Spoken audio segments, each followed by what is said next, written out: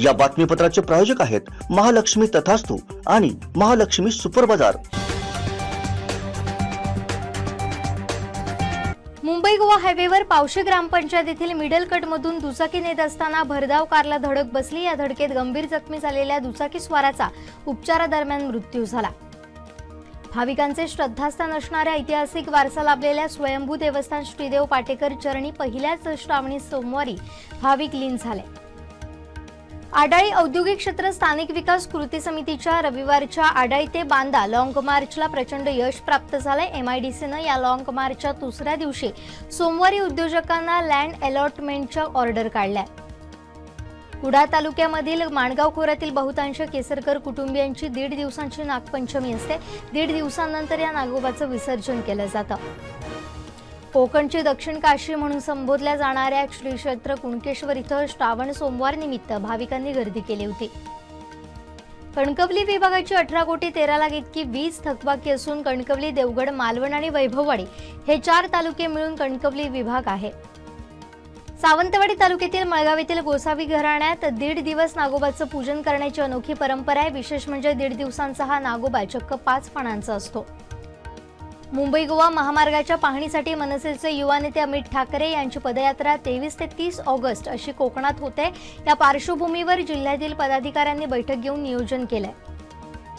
माणगाव येथील जिनदास बोगार हे सोमवंशीय जैन समाजातील असून नागपंचमीला नाग आणि नागिन अशा मूर्तींची पूजा करतात। सोमवंशीय जैन समाजात नागाला अनन्यसाधारण महत्त्व आहे।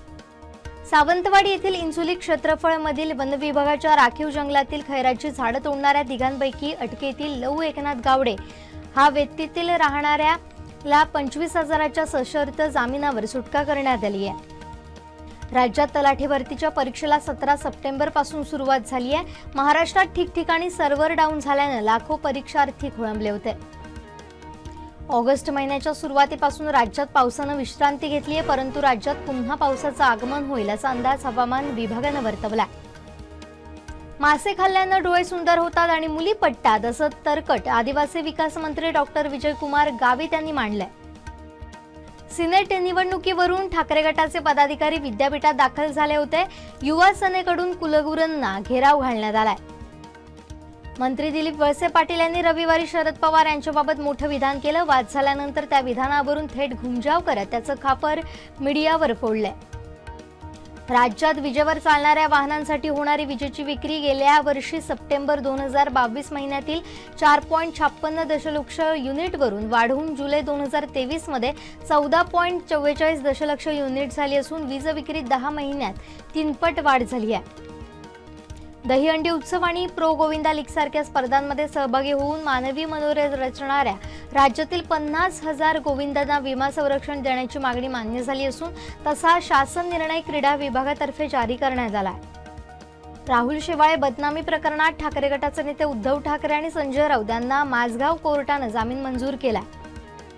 पुण्यातील इंदापूर तालुक्यातील प्रगतशील केळी उत्पादक शेतकरी कपिल जाचक यांना वसंतराव नाईक स्मृती प्रतिष्ठानच्या वतीनं कृषी गौरव पुरस्कार प्रदान करण्यात आला। जाचक यांच्या शेतातील केळीच्या घडाचे वजन तब्बल 92 किलो आणि उंची 5 फूट इतकी होती। गेल्या वर्षी भ्रष्टाचाराच्या सर्वाधिक तक्रारी केंद्रीय गृह मंत्रालयाच्या कर्मचाऱ्यांविरोधात आहेत। यानंतर रेल्वे आणि बँक कर्मचाऱ्यांचा क्रमांक लागतो। केंद्रीय दक्षता आयोगाच्या ताज्या वार्षिक अहवालातून ही बाब अधोरेखित झाली आहे। महाराष्ट्र सरकार लवकरच गिरणी कामगारांसाठी 500 घरांची सोडत काढणार आहे अशी मोठी घोषणा मुख्यमंत्री एकनाथ शिंदे यांनी केली आहे। येत्या 30 ऑगस्ट पासून बहुप्रतीक्षित असा आशिया चषक 2023 खेळवला जाणार आहे। ही स्पर्धा पाकिस्तान आणि श्रीलंका अशा 2 देशांमध्ये खेळवली जाणार आहे। कर्णधार रोहित शर्मा यांनी पत्रकार परिषद घेऊन भारतीय संघाची घोषणा केली। जपानमध्ये देवेंद्र फडणवीसांनी बुलेट ट्रेननं प्रवास केलाय, तर देवेंद्र फडणवीस यांनी जपानमधील मराठी नागरिकांचे आभार मानले।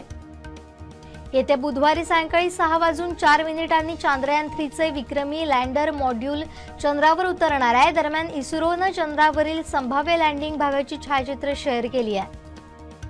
येत्या काही वर्षात भारतातील इलेक्ट्रॉनिक कार स्वस्त होणार असल्याचे केंद्रीय मंत्री नितीन गडकरी यांनी नुकतेच सुतोवाच केलेत।